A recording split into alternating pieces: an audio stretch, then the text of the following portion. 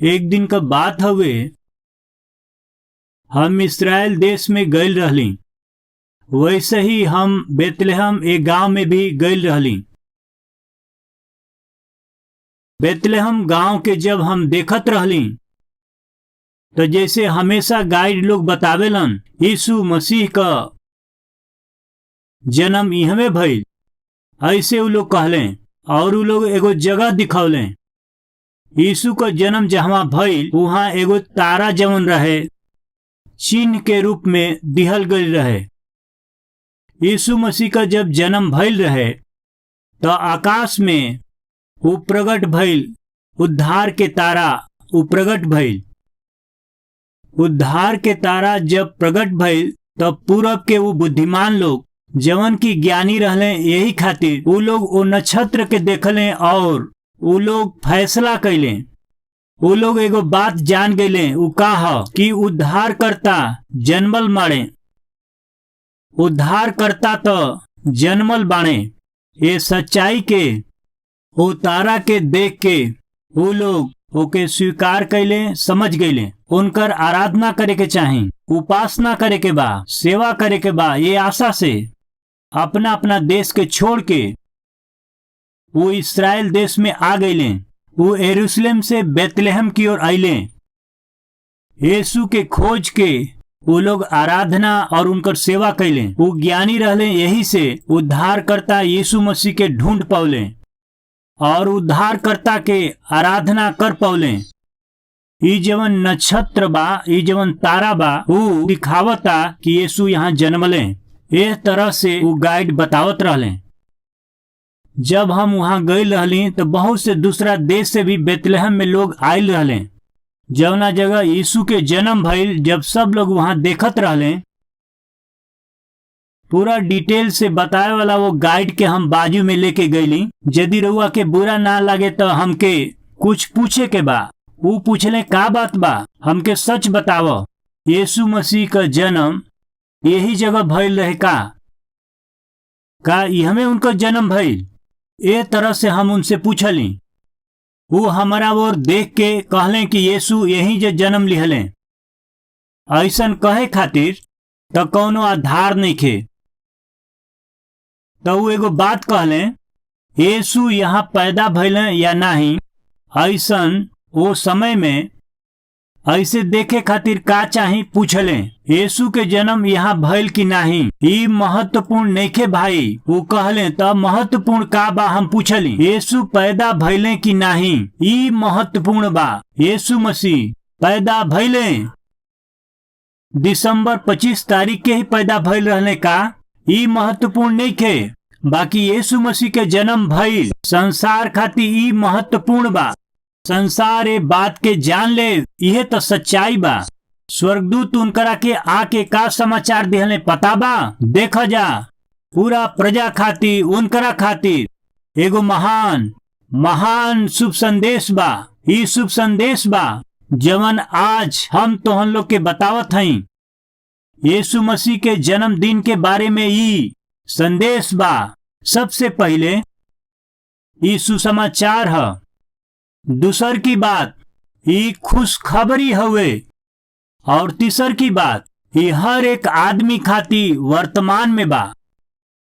The birth of Jesus Christ is good news, glad news and global news.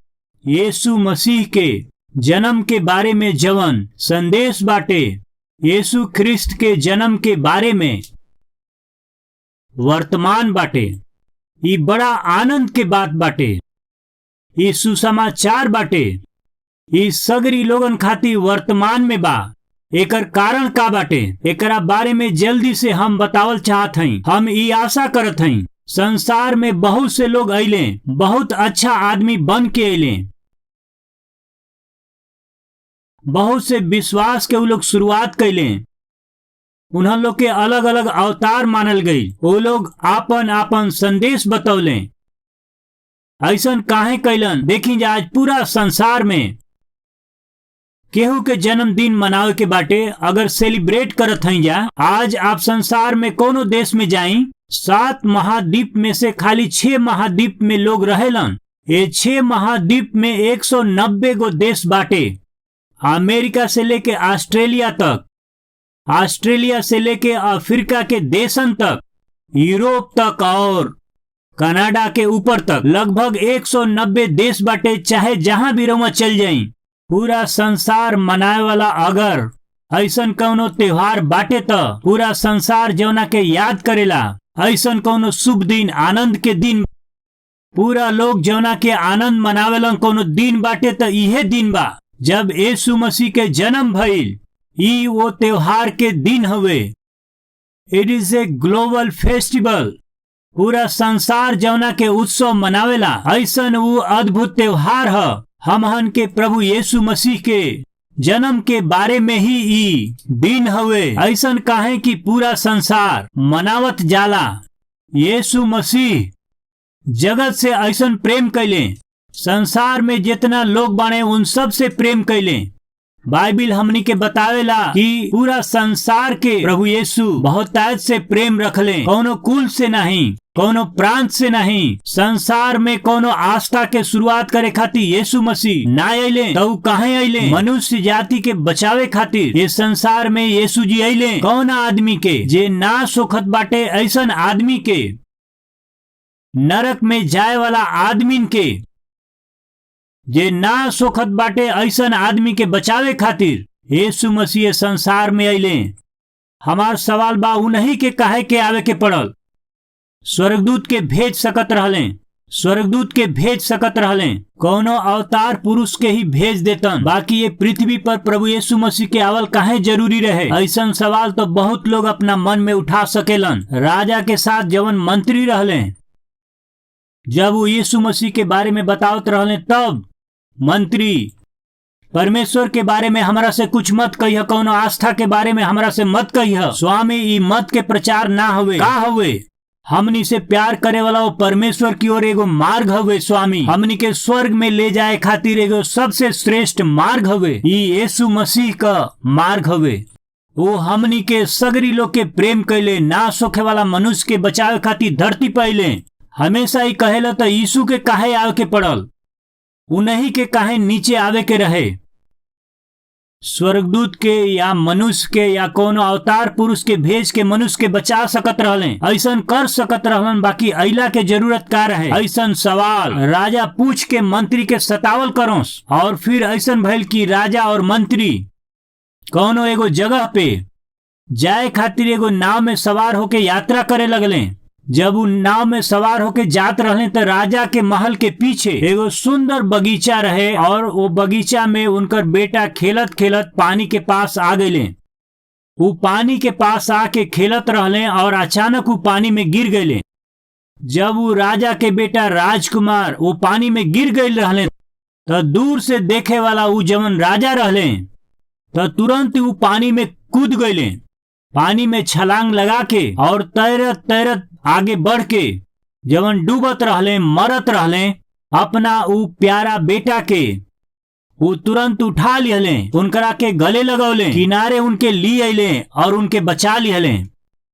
ऊ सब मंत्री देखले और राजा से कहले, हे राजा, राउर बेटा तो मरे पर रहलन, बाकी रउआ साहस देखौली, रउआ बेटा के बचौली, ये खुशी के बात बा। बाकी हमारे को सवाल बा, हम तोहार इतना विश्वास योग्य मंत्री हई, हमारा साथ में सेनापति और दूसर सिपाही बाने, हमारा छलांग लगावला की पहले रउआ काहे कूद गईली? यदि रउआ आज्ञा देती तो हम कूद जैती, यदि हुक्म देती तो सेनापति कूद जैते। सब लोग कूद के रउआ बेटा के बचा सकत रहले, रउआ खुद पानी में छलांग लगा के अपना बेटा के बचा लिहली। तब राजा कहले, कितनो हो जाओ, ई जन्मावे वाले पिता के प्रेम है बेटा खातिर। तोहरा कूदला तक, छलांग लगावला तक हम रुक ना पौली, यही से हम कूद गईली अपना बेटा के बचावे खातिर। तब मंत्री कहले, सृष्टिकर्ता परमेश्वर के यह प्रेम हुए जे सृष्टि कैल, उनकर यह प्रेम बाटे जवन प्रभु यीशु मसीह के वो स्वर्ग से ये पृथ्वी पर लेकर के आयल। यह प्रेम हुए जवन प्रभु यीशु मसीह के ये धरती पर मानव के रूप में ले आयल। उनकर जन्म लिहल बहुत जरूरी रहे। ऊ काहे मानव रूप लिहले, ऊ काहे मानव बन गईले। कारण पता बाटे का रउआ के और हमरा के बचावे खातिर यीशु मसीह के संसार में यही से उतर के आवे के पड़ल। ऊ भविष्यवक्ता लोग के भेजले, ऊ याजक लोग के भेजले, बाकी उनकरा जरिए परमेश्वर के नियम का बाटे प्रचार तो जरूर भइल। नाश होखे वाला मनुष्य के बचावे खातिर और केहू से संभव ना होई, बस यही खातिर खुद ये दुनिया में उतर के अइले। यीशु मसीह संसार में अइले आपन जीवन जिए खातिर नहीं, रउआ के और हमरा के बचावे खातिर अइले। यीशु मसीह संसार में अइले रउआ के हमरा के बचावे खातिर।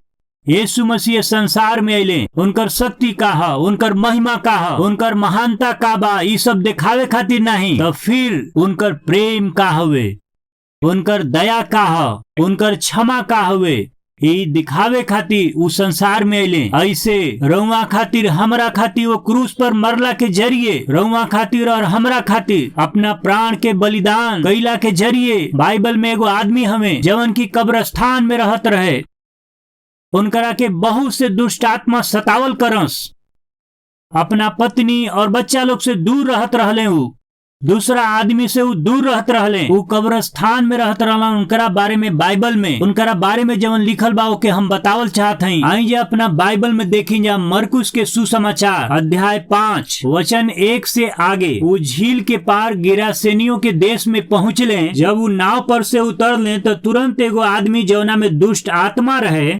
यानी ऐसन आदमी कब्र में से निकल के उनसे मिलले। वो कब्र में रहत रहले और केहू भी उनके सीकड़ से ना बांध सकत रहे, काहे कि वो बार बार बेड़ी और सीकड़ से बांधल गई रहले और सीकड़ के तोड़ दिहले और बेड़ी के टुकड़ा टुकड़ा कर दिहले और केहू भी उनकरा के बस में ना कर सकत रहे। वो लगातार रात दिन कब्र में और पहाड़ में चिल्लात और अपना आप के पत्थर से घायल करत रहले। वो यीशु के दूर से देख के दौड़ लें। हमार प्रिय भाई और बहन लोग, अध्याय 4 में 35 वचन के देखी, ए पर गौर करी। वही दिन जब सांझ भइल त वो अपना चेलन से कहले, यीशु मसीह यानी गलील के किनारा तो वो पार रहे, और वो अपना चेला लोग से कहले, और हमहन वो पार जाए के चला जा, वो तरफ जाए के चला जा। ऐसन कह के पूरा रात प्रयास करत यीशु मसीह समुद्र में यात्रा करत करत गिरासेनियों के देश में पहुंच गए। वो काहे गइल रहले, उनकरा के अइला के जरूरत का रहे, उनकरा के वो किनारा से ये किनारा तक आवे के जरूरत का रहे। यीशु मसीह खातिर उस स्वर्ग के छोड़ के ये धरती पर आवे के का जरूरत रहे, एकर जरूरत का रहे बाइबल में साफ रीति से लिखल गइल बा। पहली बात उद्देश्य का रहे, गिरासेनियों के देश में कोनो आदमी रहे, वो कैसन स्थिति में रहले बाइबल बतावेले। पहली बात वो दुष्ट आत्मा से पीड़ित रहले। वो के रहे, बाइबल हमनी के बतावेले कि वो दुष्ट आत्मा से ग्रसित रहले। पहली बात वो अशुद्ध आत्मा से जकड़ल रहले। केकरा के बचावे खातिर यीशु मसीह वो पार गईले, का रउआ के पता बा? जवन दुष्ट आत्मा से जकड़ रहले उनकरा खातिर के यीशु मसीह स्वर्ग के छोड़ के धरती पर कहाँ अइलन, का रउआ के पता बा? जे दुष्ट आत्मा से ग्रसित बा उनकरा के छुड़ावे खातिर। हमार सवाल बा, यदि हमनी का अपना आप के जांची जा तो कितना लोग अपना आप के कह सकेला हमरा अंदर एकहू अशुद्धता नहीं खे? बता सकेली जा एकहू अशुद्धता नहीं खे। 80 साल के एगो बूढ़ा दादा रहले, घर के बहरा चारपाई पर लेटल रहले, आंख से ठीक से दिखाई ना देत रहे, मोटा मोटा चश्मा रहे, चश्मा के एगो शीशा अच्छा रहे तो एगो टूटल रहे। 80 साल के बूढ़ा दादा अपना चारपाई पे बैठल रहत रहले। यदि कोनो सुंदर औरत वहां से जात होखी तो उ दादा का करत हुई है? 80 साल भइला के बाद भी बस औरत लोग के ही देखत रहले, उनके चल जइला तक देखत रहले। वो बीच में केहू आके यदि कहे कि दादाजी ए तरह से जाए वाली औरतन के ना देखे के चाही, रउआ शादी कर सकीला ना? तू का कहला? रउआ शादी कर सकीला दादाजी? तब दादाजी कहलन, हमरा के लड़की दे रे? मतलब कि केहू लड़की दे तो हम शादी कर ले, बाकी ये उम्र में 80 साल के उम्र में एकर अर्थ का होला? हमार भाई और बहन लोग सुनी जा, मनुष्य के शरीर के उम्र होखेला, बाकी मन के उम्र ना होखेला। देखी जा, मनुष्य के बुद्धि खातिर उम्र बाटे, बाकी मनुष्य के पाप की स्थिति खातिर कोनो भी उम्र नहीं खे। एगो औरत हमारा पास आके कहे लगली, प्रार्थना करी। हम कहली, कौना चीज खातिर प्रार्थना करी? बेविचार के विचार आवेला, हम ए विचारन से बहुत मरे वाला बानी, हमरा खातिर प्रार्थना करी भैया। एह तरह से उ बहन कहली। बिना कुछ कहले हम उनकरा खातिर प्रार्थना कैली, प्रभु जी ई बेविचार के विचार से डूबल बाड़ी, ये सगरी बुरा विचार से इनके छुड़ाई पिताजी। हम प्रार्थना कैली। ई सब हम रउआ के काहे बतावत हई? ई जवन स्त्री शब्द कहली, वास्तव में वो स्त्री रहली, बाकी उनकर उम्र 60 साल से ज्यादा रहे। 60 साल से भी ज्यादा उम्र के ई जवन बूढ़ी माता बड़ी, उ हमरा से कहत हई, भैया जी हमार विचार तो अपवित्र विचार बा। हम पूछत हई हमार भाई लोग, हम पूछत हई हर एक बहन से, 60 साल से ऊपर ई बूढ़ माता हमसे कहली, भैया हमार विचार अपवित्र विचार बा। 60 साल से ज्यादा उम्र के दादा कहत हुए हमरा के लड़की देई, ई उनकर इच्छा हुए। 60 साल 80 साल भइला के बाद भी अपवित्रता नइखे जात। आंख के अभिलाषा खत्म नइखे होत, विचार के अभिलाषा नइखे जात। हम पूछत हई उम्र का बाटे? 50 साल के। उम्र का बाटे? 40 साल के। 15 साल के। उम्र का बाटे? 10 साल के।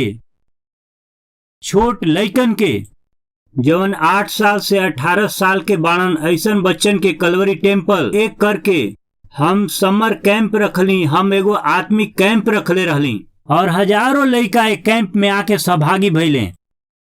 जब वो सहभागी भइले तो हम उन्हन लोग के साथ बड़ा भाई के जैसे बैठ के हम उनकरा सामने बैठ के सवाल पूछत रहली।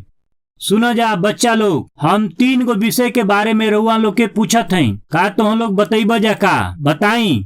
सुनो जा, जीवन में ये बात के पीछे तुम लोग के चले के पड़ी। बताई भैया। सब बैठ के हमारा के सुनत रहले। सबसे पहले, कबहू भी शराब खातिर यानी पिए खातिर यानी पिए या ड्रग्स खातिर, नशा खातिर तो हम लोग कबो जगह मत दिया जा। हमहन ऐसा ही कइल जाई, ऐसे उ लोग कहले। दूसर की बात, कबहू भी दूसरा से झूठ मत कही। हाँ ठीक बा भैया। और कबहू भी प्यार में मत गिरी जा, ऐसन बतौले। हमहन ऐसा ही कइल जाई भैया। उम्र का रहे 8 साल से 18 साल तक, प्यार में कबहू मत गिरी जा, ऐसा ही कइल जाई अन्ना। हम रुकली और कहली, कभी ई मत सोची हजा का प्रेम में कुछ बाटे का? ऐसे हम पूछली। उम्र का रहे 8 से 18 साल तक, तोहन लोग में से केहू बाटे का अबहू उ प्रेम में पड़ल बाटे का? तोहन लोग के पीछे कोनो लड़की लागल बाड़ी? जब हम ऐसे पूछली, माता पिता लोग सुनी जा, 8 से 18 साल के बच्चन के हम जब पूछली तो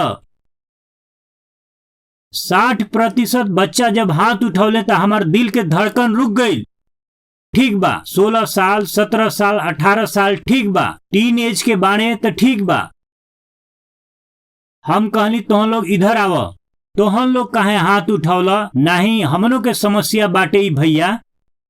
का समस्या बाटे? एगो लड़की हमारा पीछे पड़ल बाटे भैया। लड़की तोहरा पीछे पड़ल बाड़ी? कितना साल के उम्र बाटे? 8 साल के उम्र बाटे भैया। हेलो, 8 साल के छोट उम्र के लड़का कहत हमें हमारा पीछे लड़की लोग पड़ल बाड़ी, आजू बाजू में आके बैठ जाली, हमरा के चैन से ना बैठे देली भैया। समझ में आवत हुए? 8 साल के लड़का ये हमारा से कहत हमें एगो लड़की हमार क्लासमेट है हमारा पीछे पड़ल बाड़ी।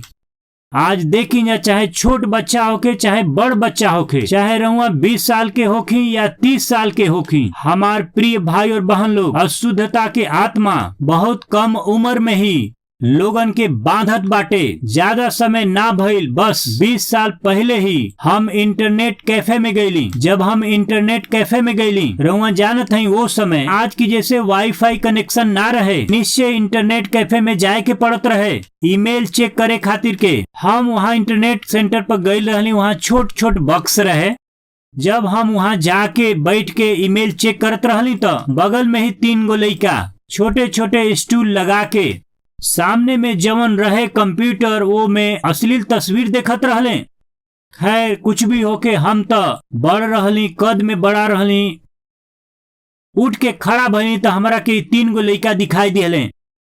ये ऐसन का बाटे कि झुक झुक के देखत हमें तो अश्लील तस्वीर। ये छोट छोट लइका अश्लील तस्वीर वहां देखत रहले। शायद रउआ कहब कि रउआ के बतावे की जरूरत का बाटे, आजकल तो हमनी के मोबाइल पर ही देखत हई जा अशुद्ध आत्मा। हाँ, वही के बारे में हम कहत हई। वही दिन वो 3 गो लइका झुक झुक के इंटरनेट में वो गलत तस्वीर देखत रहले। ओकरा में से एगो शायद 8 साल के रहले, तो दूसर 10 साल के रहले और एगो 11-12 साल के रहले। तीनों टीन एजर ना रहले। वो गलत तस्वीर देखत रहले। कारण पता बाटे, अशुद्ध आत्मा। आज ऐसन कई लोग ऐसन अशुद्ध तस्वीर के अपना सेलफोन में देखत हमें, अशुद्ध ऐसन सिनेमा के अपना लैपटॉप में देखत हमें, ऐसन अपवित्र अशुद्ध चीज के गलत तस्वीर के अपना घर में बैठ के देखत हमें। ऐसन लोग हमनी के बीच में बाटे का। रउआ जवन अशुद्ध चीज देखत हई, अशुद्ध सिनेमा देखत हई, रउआ ऐसन जे अशुद्ध चीज के देखत हा तो ई बात के सुने, आपके अशुद्ध आत्मा जकड़ ले बा। रउआ ऐसन अशुद्ध आत्मा के हाथ में गुलाम बनल बानी। ऐसन आदमी में शैतान रहेला, ऐसन आदमी में अशुद्ध आत्मा रहेला। ऐसन आदमी के स्वर्ग में जाए के चांस नहीं खे। वही दिन वो आदमी ऐसे ने अशुद्ध आत्मा के बंधन में पड़ल रहले। बाकी आज 2000 साल के बाद भी हमनी में से कितना लोग धीरज से कह सकेला कि हमार आँख और हमार शरीर पवित्र बाटे। बाइबल हमनी के साफ रीति से बतावेले, हमहन के देह के दीपक तो हमनी के आँख हवे और यही खातिर राउर आँख पवित्र बाटे तो राउर देह भी प्रकाशमान रही। शरीर के यदि पवित्र रखे के बाटे तो जरूरी बा कि आपका आंख भी पवित्र रहे। मसीह के लोग, हमहन लोग कैसे जियत हई जा? मसीह यीशु ए संसार में कहाँ अइले? एकर जवाब का बाटे रउआ जानत हई? अशुद्ध आत्मा से ग्रसित और बंधन में पड़ल जवन आदमी रहल, उनकरा के बदल के पवित्र बनावे खातिर हमार प्रभु यीशु मसीह वो इस संसार में अइले हमरा खातिर। तो तैयार हो जाई। यदि यीशु मसीह रउआ खातिर आयल बाने ये विश्वास करीला तो तैयार हो जाई। वो समय घर में यीशु खातिर जगह ना रहे। अगर आपके दिल में यीशु मसीह खातिर जगह नहीं खे तो स्वर्ग में रउआ के स्थान ना मिली। आई जा प्रार्थना करी जा। आई जा हमनी के दिल के गहराई से प्रार्थना में एक हो जाई जा।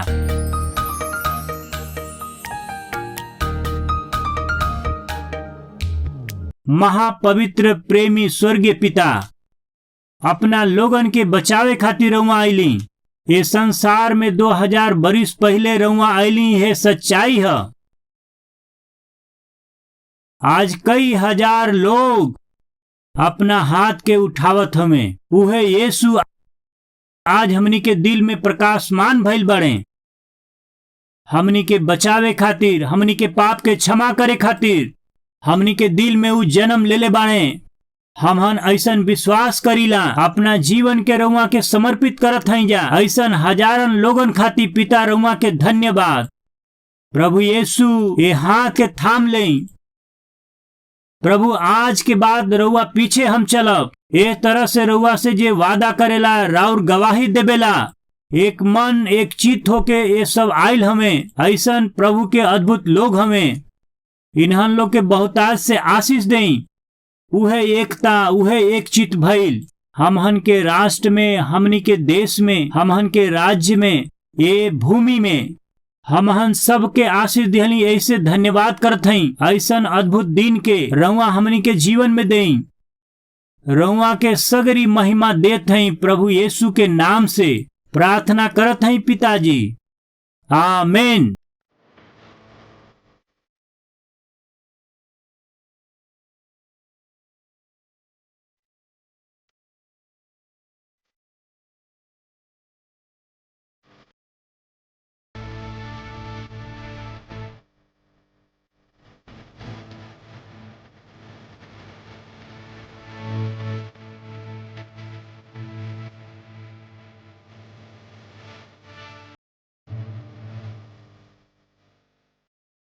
हमार पता बा Calvary, post box number 30, Kukatpally, Hyderabad 72।